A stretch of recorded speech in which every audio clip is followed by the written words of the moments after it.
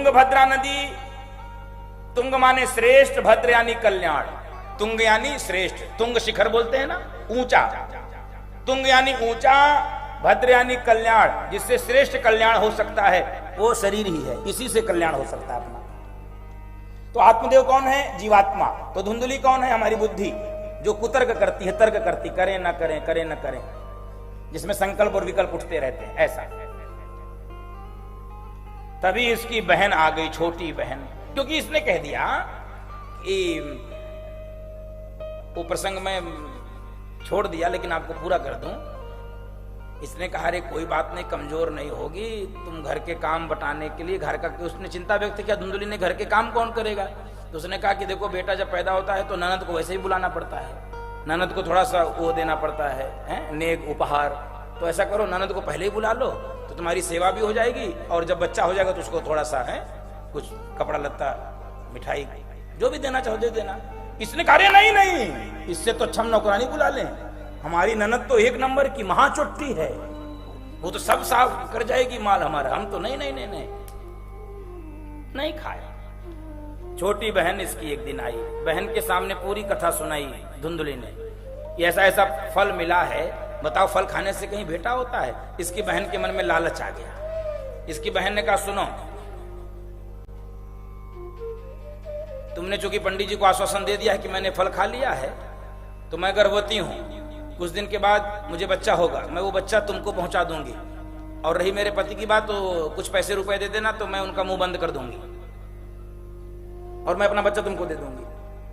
और ये बात यदि चेक करनी है कि फल खाने से बेटा होता है कि नहीं, तुम्हारे घर में बांझ गाय भी तो खड़ी इतने वर्षों से, बच्चा नहीं दिए, अपने गाय को खिला दो। और बंधुओं माताओं, धुंधली ने गाय को खिला दिया फल, अपनी बहन की बात में आ गई। धुंधली की बहन को बेटा हुआ, लाके उसने सौंप दिया, जो भी लेन देन तय हुआ था हो गया। पंडित जी को पता चला, पंडित जी एकदम प्रसन्न हो गए, देखो संतों के आशीर्वाद में क्या शक्ति होती है। और जिस गाय को उन्होंने सेब खिलाया था उसने भी मनुष्य का बच्चा पैदा किया, गाय से भी मनुष्य का बच्चा पैदा हुआ। तो सारे नगर में लोग कहने लगे देखो देखो, भगवान जब देता है तो, भगवान जब देता है तो, हाँ आगे वाला भी जोड़ लेना, लेता है तो लिंटर तोड़ के, ये भी हम जोड़ दें, देता है तो छप्पर फाड़ के, और लेता है तो, इसको बोलने में थोड़ा हिम्मत जुटाना पड़ता। तो अब आत्मदेव जी ने कहा कि मैं अब बच्चों का नामकरण करूंगा। तो अपने ये जो गाय को बच्चा हो उन्होंने नामकरण किया गोकर्ण, गाय के समान इसका कान था, तो गोकर्ण। तो जैसे ही अपने बच्चे का नामकरण करना शुरू किया तो धुंधली ने कहा सुनो सुनो, तुम इसका नाम मत रखो, मैं रखूंगी, तुम रखोगे क्या? तो नाम रख दिया धुंधली ने अपने बेटे का धुंधुकारी, यथा नाम तथा गुण, नाम रख दिया धुंधुकारी। ऐसे ही नाम हम लोग भी कई बार रख लेते बंदों का। अब समय बीता, दोनों पुत्र ख्याति प्राप्त किए, दोनों पुत्रों को ख्याति मिली, एक हुआ विख्यात और एक हुआ कुख्यात। ख्याति दोनों को मिली, एक विख्यात हुआ और एक कुख्यात। गोकर्ण पंडितो ज्ञानी धुंधुकारी महाखलः, गोकर्ण पंडित और ये महादुष्ट हुआ, खल हुआ। और बंधु माताओं, सारे घर को नरक में बदल दिया, सबको परेशान करने लगा, लूट मचा दिया, डकैती करने लगा, माताजी को मारता, उनसे तिजोरी छीनता, पिताजी को परेशान करता, इतना अधर्म फैला दिया। पंडित जी एक दिन रोने लगे। आहा, बंधु माताओं दर्शन कीजिए, अभी तक रो रहे थे कि बच्चा नहीं हुआ, और अब क्यों रो रहे हैं? क्यों हो गया? इससे अच्छा नहीं होता। यही संसार की गति है। अभी तक रो रहे थे बेटा नहीं हुआ, अब रो रहे हैं ये बेटा क्यों हो गया, क्यों हो गया। और सर पटक ही रहे थे बंधु माताओं। गोकर्ण जी आ गए। पिताजी क्यों रो रहे हो? ये घर द्वार, ये बेटा बहू, ये सब माया है, इसके चक्कर में मत पड़ो। आप तो जाओ, संतों का साथ करो, उन्हीं के साथ आनंद करो, भगवत प्राप्ति करो। दो ही रस्सी है जिससे जीव जगत में जकड़ा रहता है। आप तो फकीर हैं, आपका मन तो फकीरी में लगा रहता है, आपका मन तो फकीरी में लगा रहता है। तो आप ये जो दो रस्सियों से जकड़े हुए हो, जीव दो रस्सियों से जकड़ता है। किन किन से? एक अहमता और एक ममता। एक अहमता और एक ममता, दो रस्सियों से जीव झगड़ा रहता है। माने मैं और मेरापन, यही दो रस्सियां जीव को संसार में जकड़ती हैं। मैं और मेरापन, इससे यदि ऊपर व्यक्ति उठ जाए तो ये संसार में बंध ही नहीं सकता है, एकदम मुक्त उसका आवागमन होता है।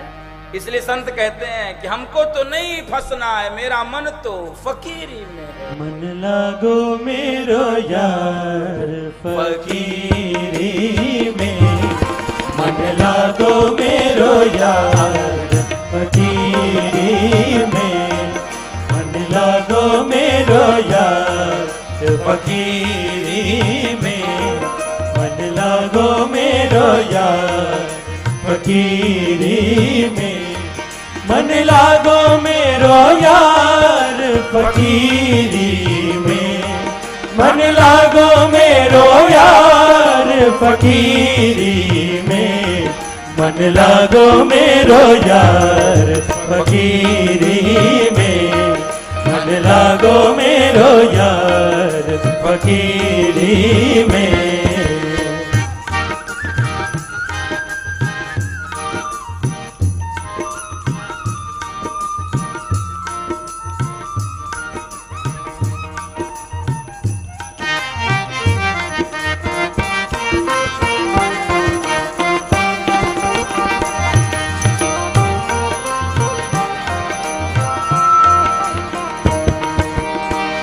जो सुख पायो राम भजन में, जो सुख पायो राम भजन में, राम भजन में, राम भजन में, राम भजन में, राम भजन में, जो सुख पायो राम भजन में, जो सुख पायो राम भजन में, सो सुख नाही अमीरी में, सो सुख नाही अमीरी में, मन लागो मेरो यार फकीरी में, मन लागो मेरो यार फकीरी में।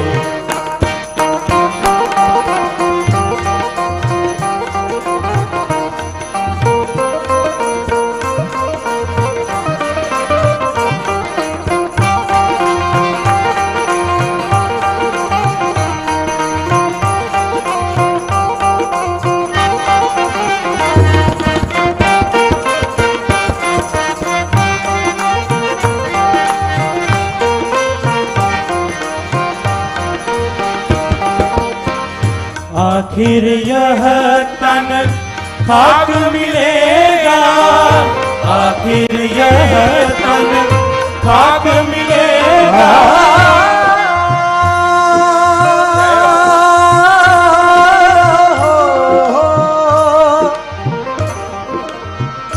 कोई कह रहा कि महल बनवाऊंगा मैं, और कोई कह रहा कि शहनशाह बन जाऊंगा मैं, पर कोई न जाने इस जीवन की क्या औकात है। 4 दिन की चांदनी और फिर अंधेरी रात है।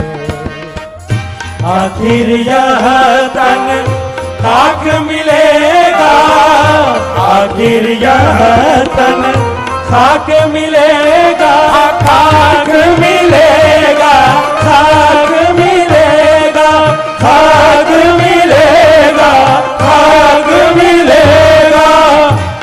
आखिर यह तन खाक मिलेगा, आखिर यह तन खाक मिलेगा, क्यों फिरता मगरूरी में, क्यों फिरता मगरूरी में, मन लागो मेरो यार फकीरी में, मन लागो मेरो यार फकीरी में, मन लागो मेरो यार फकीरी में, मन लागो मेरो यार फकीरी में, मन लागो मेरो यार फकीरी में, मन लागो मेरो यार फकीरी में, मन लागो मेरो यार,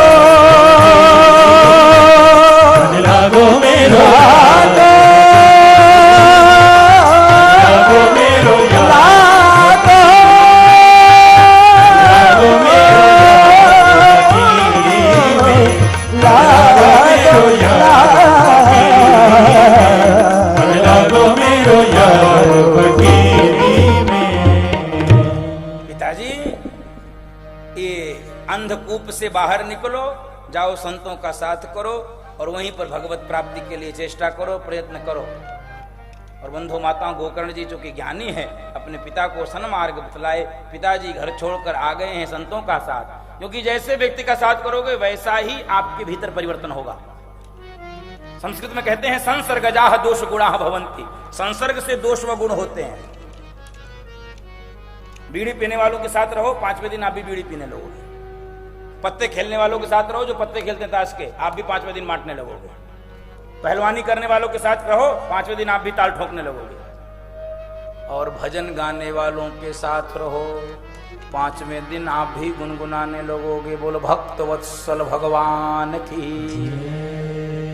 तो पिताजी, उन संतों का साथ करो जिनका मन पहले से भगवान में रमा हुआ है, भजन में रमा हुआ है। पिताजी आके संतों का साथ किए और जीवन के अंतिम क्षण में भागवत जी के 10वें स्कंद का पाठ करते करते परम पद को प्राप्त हुए। बोल भागवत भगवान की। और जब पिताजी गए तो धुंधकारी माता जी पर आक्रमण किया, तिजोरी की चाबी ले लिया, घर के बर्तन बेच आता, सोने चांदी बेच आया, माता जी को कभी मार भी देता। ये कलिकाल है बंधु माता, कुछ भी हो सकता है, कुछ भी हो सकता है। इन कथाओं की कितनी आवश्यकता है इस देश में, मैं आपको बता नहीं सकता। इस कलयुग में किस प्रकार से, कैसे कलयुगी बच्चे हो रहे हैं। मैंने सुना, मेरा तो कलेजा कांप गया। आजकल में भी एक घटना घटी, आजकल में भी एक घटना।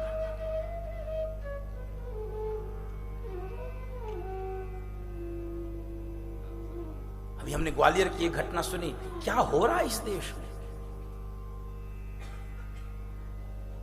एक विधवा माँ थी, 2 भाई आपस में लड़ते रहते थे कि कौन सेवा करे, कौन सेवा करे। मामला पुलिस तक गया। पुलिस ने कहा कि 15 दिन तुम सेवा कर लो, 15 दिन तुम सेवा कर लो। माता पिता का बंटवारा हो रहा है। जो माता पिता अपने 5, 7, 10 बच्चों को प्रेम से पाल लेते थे, आज एक माता पिता की सेवा 5, 10 बच्चे मिलके नहीं कर पा रहे। यही तो कलिकाल है। तो ग्वालियर की घटना है कि जिस भाई के यहां मां रह रही थी, वो दोनों पति पत्नी तंग आ चुके थे सेवा से। कैसे कलयुगी बच्चे, कैसे कलयुगी ये बहू बेटे थे। इसी ठंड की, अभी जो ठंड अभी बीत रही है, अभी बंधु माताओं, आप तक न जाने खबर पहुंची कि नहीं। इन बहू बेटों ने अपनी बूढ़ी विधवा मां को भीषण ठंड में बिना गर्म कपड़े, बिना बिस्तर के रात में छत पे बांध दिया। छत पे बांध, पूरी रात सिसकती रही, पूरी रात ठंड में कड़कती।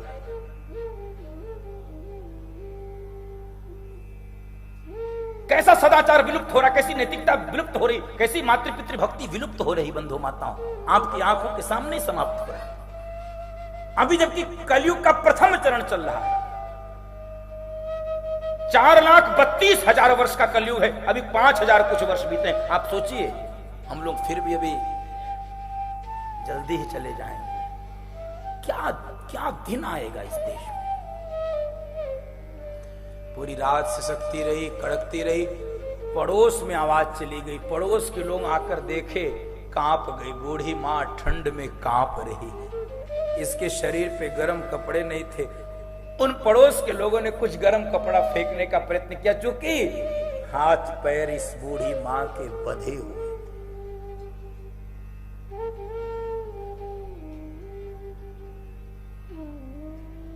पूरी रात कड़कती रही। प्रातःकाल इन बच्चों ने तो सोचा होगा मर गई होगी मेरी मां। बंधो माताओं, हिम्मत नहीं हो रही बोलने की। सुबह ये दोनों छत पे पहुंचे कि चलो मर गई, इसको फूंक आते, जला आते। इसकी मां मरी नहीं, कांप रही थी, ठंड में कांप रही थी, ठंड में। फिर भी नहीं है संभले, अभी भी वक्त था। चलो अब अपने कृत्य पे इनको ग्लानि हो जाती। इन दोनों ने विचार बनाया, ये मैं कल्पना से नहीं सुना रहा। इन दोनों ने विचार किया, अब क्या करें, मरी नहीं। बेटे ने बूढ़ी विधवा मां का हाथ पांव पकड़ा, बेटे ने तकिया से मुंह दबा के मार डाला, मार डाला।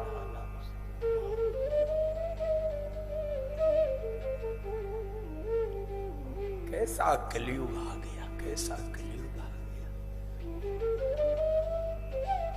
मैं तो पूरी कथा का यही निचोड़ आप सबसे प्रार्थना करूंगा। बड़ी बातें छोड़ दो, भगवान मिले न मिले क्या पता, क्या खबर, मुझे भी नहीं पता बंधु माता। लेकिन इतना निवेदन कर सकता हूं कि जीवित देवी देवता मान के अपने माता पिता की सेवा करोगे, अपने माता पिता में ही भगवान का दर्शन होने लगेगा। ये मेरे व्यासपीठ आपसे प्रार्थना कर रहा, आपसे निवेदन कर रहा। जीवित देवी देवता, ये कैसा समय। अपनी मां को मारता था धुंधुकारी, अपनी मां को।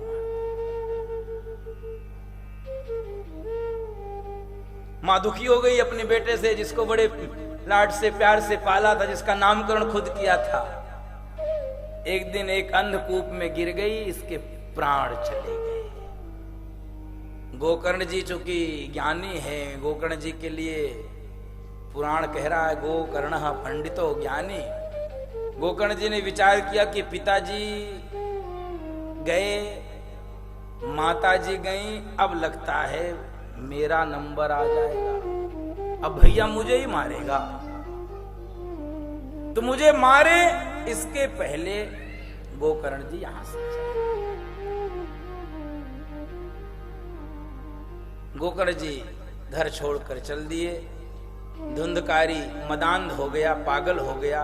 5 वेश्याओं को लाके घर में रखने लगा, 5 वेश्याओं, और इन्हीं के लिए चोरी करता, इन्हीं को प्रसन्न करता।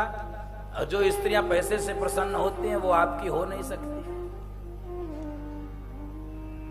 और जब खूब लूट का माल घर में इकट्ठा हो गया तो वेश्याओं ने ये विचार किया कि किसी न किसी दिन ये पकड़ा तो जरूर जाएगा धुंधकारी, क्योंकि पाप का घड़ा भरेगा, तो क्यों ना उसके पहले ही इसको मार के धन लेकर हम भाग लें।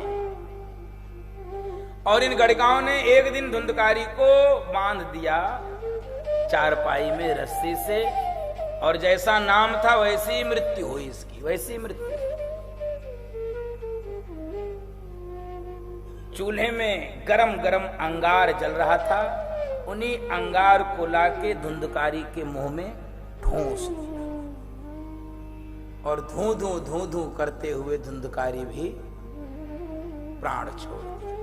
गोकर्ण जी को पता चला। गोकर्ण जी जो कि ज्ञानी हैं, गया जी में जाके माता पिता और अपने भैया सबके लिए श्राद्ध किए। फिर अपने घर पहुंचे तो एक कोना साफ करके विश्राम कर रहे थे रात्रि में।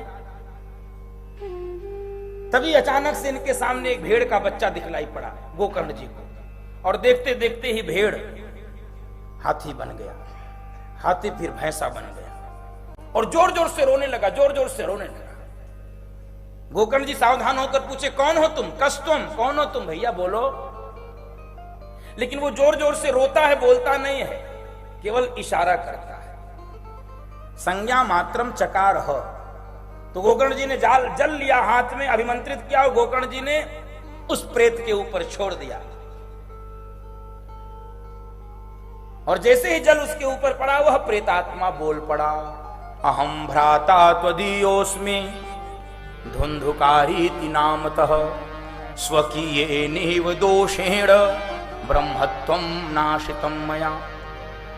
भैया मैं तुम्हारा भाई धुंधकारी हूं और अपने ब्रह्मत्व के दोष के कारण मैं अपने ही पाप से इस प्रेत योनि में आ गया हूं। कितने पाप किए, कितने दुष्कर्म किए मैं गिन नहीं सकता हूं। आकाश के तारे गिने जा सकते हैं, लेकिन मैं अपने पाप नहीं गिन सकता। इसलिए मैं केवल वायु का आहार करके भीषण कष्ट भोग रहा हूं। इसलिए ये भागवत की कथा पितरों के भी मोक्ष के लिए होती है, पितरों की मुक्ति के लिए भी होती है। बोलो पितृ भगवान की, भागवत भगवान की, पितरों की मुक्ति की ये प्रमाण है बंधु। तो कहां गोकर्ण जी ने कि नहीं भैया तुम कैसे प्रेत बन सकते हो, मैं तो श्राद्ध करके आया हूं गया जी में। धुंधुकारी ने कहा भैया सुनो, एक नहीं 100 श्राद्ध कर लोगे तभी मैं मुक्त नहीं होऊंगा। कहे क्यों? कहे मैं 1 नंबर का प्रेत हूं, अव्वल दर्जे का प्रेत हूं, इतने जल्दी मैं मुक्त नहीं होऊंगा। बंधु माताओं, गोकर्ण जी ने धुंधुकारी से कहा अच्छा अभी तुम शांत हो जाओ, मैं कुछ प्रयत्न करता हूं तुम्हारी मुक्ति के लिए। अपने भाई के प्रेत योनि से मुक्ति के लिए गोकर्ण जी प्रार्थना कर रहे हैं, हे सूर्य नारायण, हे जगत के दृष्टा, हे जगत के साक्षी, कोई मार्ग बताओ कैसे मेरे भैया का कल्याण होगा। और बंधु माताओं, आकाशवाणी हुई, भागवत की कथा सुनाओ अपने भैया। श्रीमद् भगवतान मुक्ति सप्ताह वाचनम कुरु, सप्ताह ज्ञान यज्ञ करो। और बंधु माताओं, आकाशवाणी की बात को मान के गोकर्ण जी ने कथा का आयोजन किया। आषाढ़ मास में दिव्य भव्य श्रीमद् भगवत कथा का आयोजन। सभी श्रोता समाज एकत्रित हो गए। गोकर्ण जी ने कथा सुनाना प्रारंभ किया और एक 7 बांस के गांठ में, इसीलिए तब से कथा में परंपरा है 7 गांठ का एक बांस रखा जाता है प्रतीक रूप में। उसी 7 गांठ के बांस में आके धुंधुकारी बैठ गए। एक दिन की कथा पूरी होती, एक गांठ चटक जाती। 2 दिन की कथा पूरी होती, दूसरी गांठ चटक जाती। और धीरे धीरे धीरे धीरे करके 7वें दिन की कथा पूरी हुई, 7 गांठें चटक गई। और बंधु माताओं, उस बांस से एक दिव्य पुरुष प्रकट हो गया। गोकर्ण जी ने पूछा कौन हो भैया? मंद मंद मुस्कुराता हुआ वह बोल पड़ा, आपने पहचाना नहीं? मैं आपका भाई धुंधकारी हूं। उसकी दिव्यता को गोकर्ण जी देखते ही रह गए। और गोकर्ण जी के सम्मुख धुंधकारी ने भागवत जी की महिमा गाई है। धन्या भागवती वार्ता प्रेत पीड़ा विनाशिनी, सप्ताहोपि तथा धन्य कृष्ण लोक फलप्रद। धन्य है ये भागवत की कथा, धन्य है। 7 दिन तक सुनने के बाद भगवान कृष्ण का लोक मिलता है। बोलो भागवत भगवान की जय। धुंधुकारी जी भागवत की महिमा गा रहे थे बंधु माता, तभी एक दिव्य विमान प्रकट हुआ और देवताओं के पार्षद धुंधुकारी को बिठा के ले जाने लगे। तभी गोकर्ण जी ने कहा रे रुको भाई, हे भगवत पार्षदों, इतने लोग कथा सुन रहे थे, केवल विमान केवल धुंधुकारी के लिए क्यों आया, बाकी श्रोताओं के लिए क्या? तब भागवत पार्षदों ने कहा सुनो, श्रवणस्य विभेदेन फल भेदो अत्र संस्थितः। श्रवणस्य विभेदेन, सुनने के भेद से फल भी अलग अलग प्रकार का है। इसलिए मैंने निवेदन किया, कथा सुनने का तरीका कैसा है आपका, फल भी उसी अनुरूप मिलता है। एक पाठ्यक्रम विद्यालय में पढ़ाया जाता है, एक ही प्रश्न पत्र से सबकी परीक्षा होती है, परिणाम भिन्न भिन्न क्यों होता है? शिक्षक एक, पाठ्यक्रम एक, पढ़ाने का तरीका एक, प्रश्न पत्र एक, परिणाम भिन्न क्यों? वहां पर श्रवणस्य विभेदेन, यहां पर लिखने के भेद से, उत्तर लिखने के भेद से।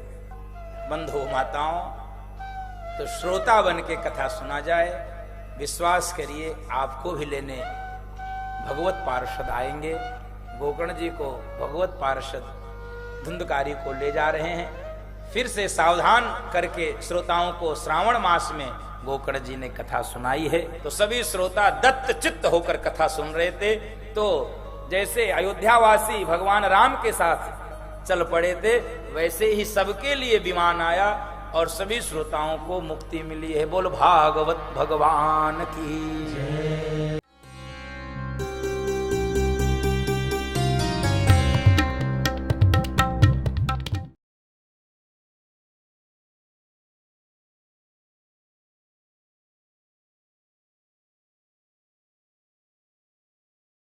आनंद टीवी से जुड़ने के लिए आप हमें व्हाट्सएप करें 9277395752 पर।